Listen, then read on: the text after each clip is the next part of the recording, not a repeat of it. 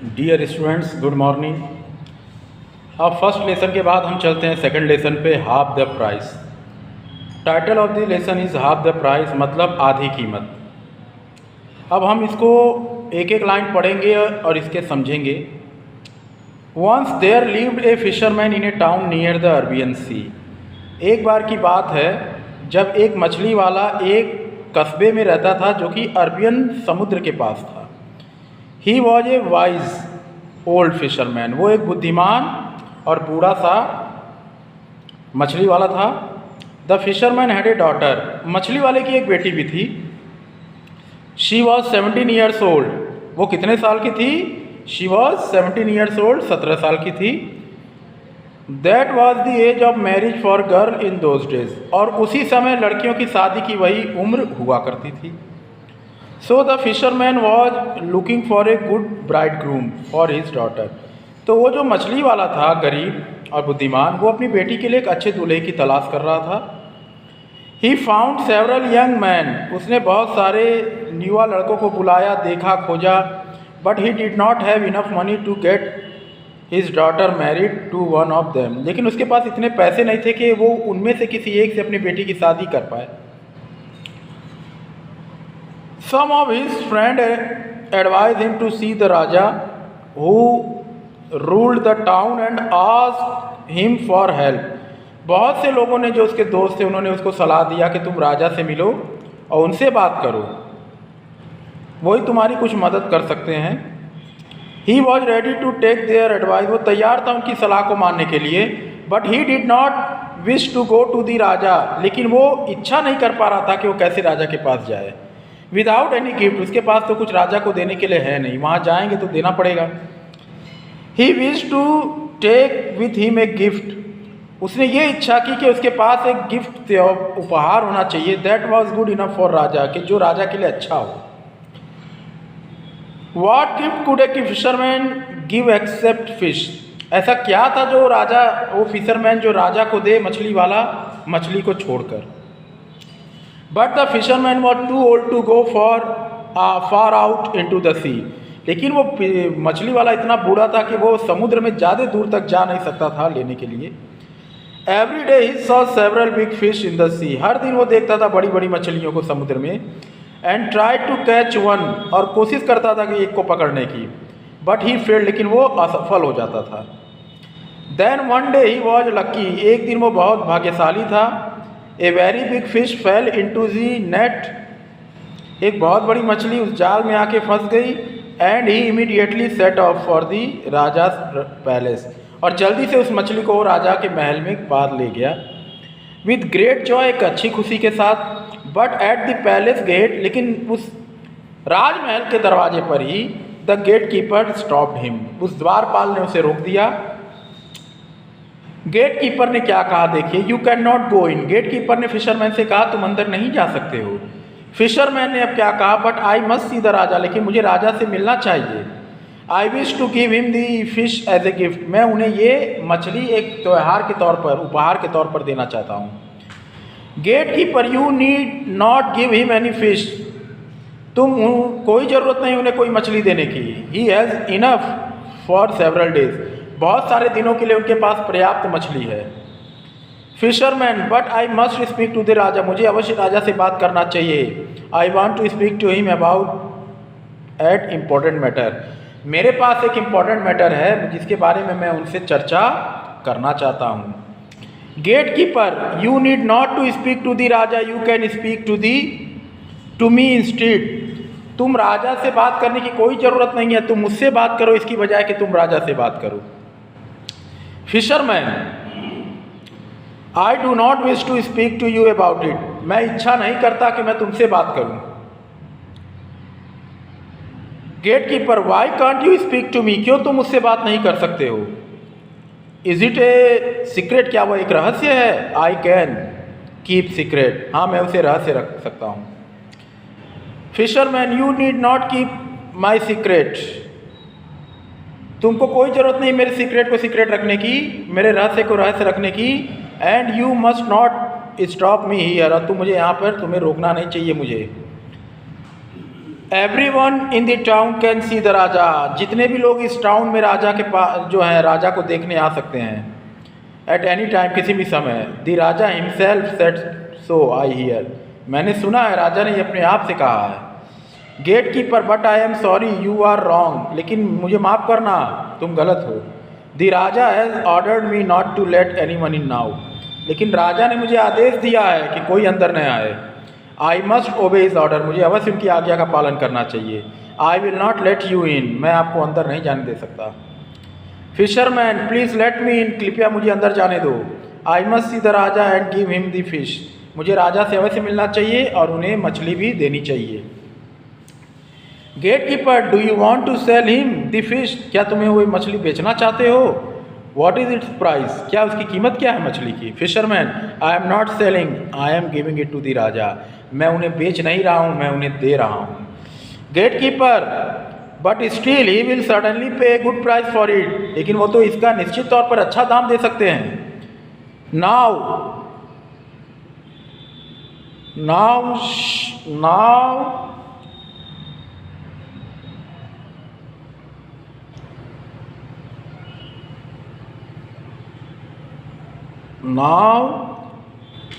shall we money between us, now shall we divide the money between us, अब वो क्या कहता है कि क्या आप इस पैसे को आपस में बांट सकते हैं, बांटेंगे। Will you give me half the price, क्या तुम मुझे आधी कीमत दोगे? फिशरमैन बोलता है, how can I do that, कैसे मैं ऐसा कर सकता हूँ? Gate keeper, you need not do that, तुम्हें ऐसा करने की कोई ज़रूरत नहीं है। And you need not to go in now, और तुम अंदर भी नहीं जा पाओगे अब। Fisherman, what shall I do now, तो अब मैं क्या करूँगा? Gate keeper, you can do one of the two things, अब तुम्हें दो चीज़ मैंने बताई, एक चीज़ कोई करो। Other you give me the half price, या तो मुझे आधी कीमत दो, और leave the palace and go home, या तो जगह को छोड़ दो, महल को, और घर चले जाओ। The fisherman stood there for some time thinking, अब मछली वाला वहाँ खड़ा रहता है, कुछ समय विचार करता रहता है। फिर मछली वाला, will you take half of anything that the raja gives me, क्या तुम वो आधा लोगे जो राजा मुझे देगा, कुछ भी रहे वो। Gatekeeper, he will give you other gold और सिल्वर, वो तुम्हें या तो सिल्वर देगा या गोल्ड, मतलब या तो चांदी देगा या सोना देगा। What else will he give you, इसके अलावा तुम्हें क्या देगा? और fisherman, I do not know anything about that, इसके बारे में मैं कुछ नहीं जानता। आंसर माई क्वेश्चन, मेरे सवाल का जवाब दो। Will you take half of anything I get from the raja, क्या राजा से जो मुझे मिलेगा उसका तुम आधा लोगे? Gatekeeper, yes I shall take anything, now you can go in, हाँ जो भी होगा मैं उसका आधा लूँगा, तुम अंदर जा सकते हो। Fisherman, thank you very much, धन्यवाद बहुत बहुत आपका। I shall certainly give you half the price, अब मैं तुम्हें इसका आधा कीमत दूंगा, बिल्कुल मिलेगा। I get for the fish, अब वो मछली लेता है, अंदर जाता है। The fisherman appeared before the raja with his big fish, अब वो मछली वाला राजा के सामने हाजिर हुआ उस मछली के साथ। He place the fish with great respect at the raja feet, अब राजा के पाँव के सामने जाकर उस मछली को उसने रख दिया। Fisherman, I have long wish to see you your highness, मुझे बहुत दिनों से इच्छा थी कि मैं आपके चरणों में आऊँ, आपसे मिलूँ। एंड पे माई रिस्पेक्ट टू यू, और मैं अपने आदर को आपको दूँ। But I did not come till now, लेकिन मैं अब तक नहीं आ पाया। Because I was not able to find a gift, क्योंकि मैं अभी तक आपके लिए कोई गिफ्ट नहीं खोज पाया था। That was good enough for you, ये आपके लिए बहुत अच्छा है। Today I was lucky enough to catch this, मैं आज बहुत भाग्यशाली था कि मुझे आज ये मछली आपके लिए मिल गई। Raja, what is your name my man, तुम्हारा नाम क्या है मेरे आदमी? Fisherman, my name is Jalraj your highness, तो मछली वाले का नाम जो था जलराज था। Raja, I have heard of you, मैंने आपके बारे में सुना है। ऑल फिशरमैन, जितने भी मछली वाले रिस्पेक्ट यू, आपका आदर करते हैं। And say that you are the wisest among them, और कहते हैं कि आप सबसे बुद्धिमान हैं उन मछली वालों में। आई रिस्पेक्ट ऑल गुड, मैं सारे अच्छे लोगों का आदर करता हूँ। एंड वाइज मैन, बुद्धिमान लोगों का। अमंग माई पीपुल, जितने भी मेरे लोग हैं उनमें से जो बुद्धिमान और अच्छे लोग हैं उनका आदर करता हूँ। सो प्लीज़ सिट डाउन, तो कृपया करके बैठ जाइए। And tell me everything about the fish, और इस मछली के बारे में जो भी है मुझे बताइए। Fisherman, it is a fish that lives in deep sea far below, ये एक ऐसी मछली है जो समुद्र में बहुत गहराई तक रहती है। The surface of the water, पानी के सतह पर रहती है लेकिन गहराई में रहती है। इट समटाइम कम्स अप, कभी कभी ये ऊपर आती है, and jump several feet above the water, और पानी से कई ऊपर फीट ये जंप करती है। It came up this morning, ये आज सवेरे ऊपर आई, and fell into my net, और मेरे जाल में आकर फंस गई। Now it is here before you, अब इसीलिए ये आज आपके सामने है। Send it to your cooks immediately, अपने कुक के पास, रसोइये के पास जल्दी इसको भेज दीजिए। And you will enjoy your dinner today, और आप अपने रात के भोजन का आज मनोरंजन लीजिए। राजा, स्टे फॉर डिनर, डिनर के लिए आप रुक जाइए। And enjoy it with us, हमारे साथ पूरा मनोरंजन करिए इसका। माई मैन, मेरे आदमी, I invite you to the dine in the play.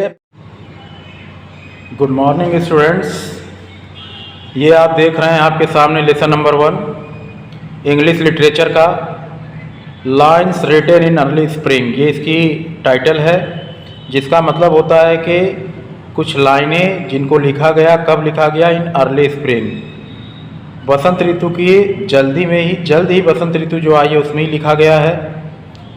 अब 1 बाय 1 मैं एक एक स्ट्रेंजा पढ़ूंगा और आपको उसको मैं I will describe you in Hindi, I will translate you in Hindi. अब आप उसको समझिए। सबसे पहले जो है हमारे सामने stanza, I heard 1000 blended notes, मतलब मैंने कितने ब्लेंडेड नोट्स के बारे में सुन रखा था, लगभग हजारों ब्लेंडेड नोट्स के बारे में मैंने सुन रखा था। While in A grow is set reclined, grow मतलब आप लोग जानिए क्या होता है, एक ग्रुप ऑफ ट्रीज, इसको क्या कहेंगे, पेड़ों का झुंड। सेट मतलब होता है, it is in English version, set means बैठना, बैठा हुआ। रिक्लाइंड मीन्स होता है लीन बैकवर्ड इन कंफर्टेबल पोजीशन, मतलब झुककर लेकिन आरामदायक अवस्था में बैठा हुआ। यहाँ पर कवि ने जो बताया है कि आरामदायक अवस्था में बैठकर एक पेड़ों के झुंड की तरह, जैसे कि, और मैंने उन हजारों कविताओं को मैंने सुन रखा है। In that sweet mood when pleasant thoughts, अब इसके बाद देखिए, अब इस तरह के एक प्यारे से वातावरण में, मीठे से वातावरण में, मीठे से विचार में, जब एक अच्छी सोच हमारे दिमाग में कभी गलत, ब्रिंग मतलब लेकर आना, sad thought to the mind मतलब बुरे विचारों को दिमाग में लेकर आना। तो ये आपका पहला स्ट्रेंजा था कि जो बता रहा है कि जो मैंने हजारों के हजारों ब्लेंडेड नोट सुन रखे हैं, वो भी किस पोजीशन में, आरामदायक अच्छी अवस्था में, झुके हुए लेकिन आरामदायक अवस्था में बैठकर मैंने सुना है। इन दैट स्वीट मूड मतलब उन मीठे विचारों में, जब मेरे पास अच्छे विचार थे तो वो अच्छे विचार कभी कभी क्या लेकर आते हैं हमारे लिए, बुरे विचार भी लेकर आते हैं। हमारे दिमाग में बुरे विचारों का भी उत्पत्ति होती है अच्छे विचारों के द्वारा। अगला जो है, to her fair works did nature link, अब नेचर बता रहा है यहाँ पर कि वो क्या अच्छे काम उसने किए, वो किससे जुड़ता है। The human soul that through me ran, अब आप लोग ह्यूमन सोल के बारे में जानिए। What is human soul, human soul क्या होता है, it is made by the nature. Human soul मानवीय एक आत्मा, सोल मतलब आत्मा, ह्यूमन मतलब मनुष्य, ये एक नेचर के द्वारा ही दिया गया एक चीज़ है, वो भी किसके द्वारा होकर जाता है, नेचर के द्वारा ही होकर गुजरता है, ठीक है। And much it grieved my heart to think, और वो कहता है कभी कभी इतना मुझे तकलीफ होता है ये सोचकर कि what man has made of man, कि क्या मनुष्य से ही मनुष्य का जन्म हुआ है या मनुष्य से ही मनुष्य पैदा हुआ है। Through primrose tuft in that green bower, primrose मतलब एक हल्के पीले रंग का जंगली फूल होता है, टफ्ट मतलब एक गुच्छा जिसको हम कहते हैं इन दैट ग्रीन बावर। बावर मतलब एक ऐसा बगीचा, एक ऐसी चीज़ जहां हम किसी चीज़ को सूर्य की किरणों से बचाते हों।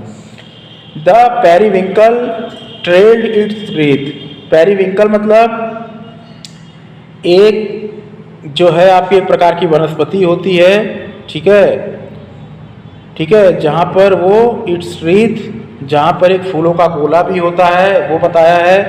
And it is my faith that every flower, और कभी कभी प्रत्येक फ्लावर जो है, फूल जो है, enjoys the air it breathe, उन हवाओं का मनोरंजन लेते हैं जिसके थ्रू वो सांस लेते हैं। ये देखकर कभी कभी मेरे मन में पीड़ा भी जाग उठती है।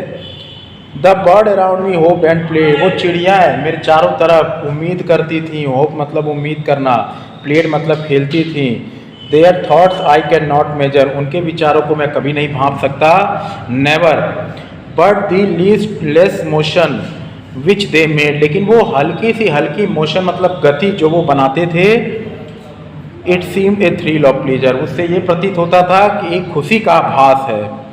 द बडिंग ट्विग, बडिंग मतलब खिलती हुई कली, spread out their fan, spread मतलब होता है फैलाना अपने पंखों को, फैन मतलब पंखों को फैला लेती थी, क्यों फैला लेती थी, why, to catch the breezy air, breezy मतलब ठंडी हवा को कैद करने के लिए, पकड़ने के लिए, and I must think do all I can, और मैं ये अवश्य मुझे सोचना थी कि क्या ये भी मैं ये सब चीज़ें कर सकता हूँ, that there was pleasure there, अगर कर सकता था तो वहाँ पर खुशी ही खुशी थी।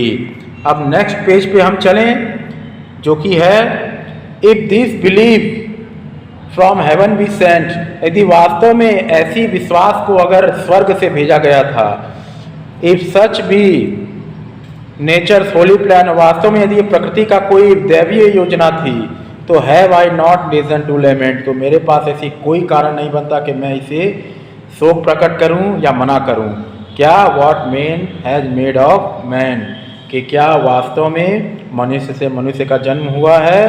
तो बेटा ये अगर आपको अच्छा लगा हो तो इसको सब्सक्राइब करिएगा, लाइक करिएगा, और ये वीडियो देखने के बाद जो भी आपका डाउट है उसे ज़रूर क्लियर करिएगा, पूछिएगा, ज़्यादा से ज़्यादा क्वेश्चन रेज करिएगा। You feel free to ask any type of question related to your chapter 1। Okay, ठीक है, गुड बाय।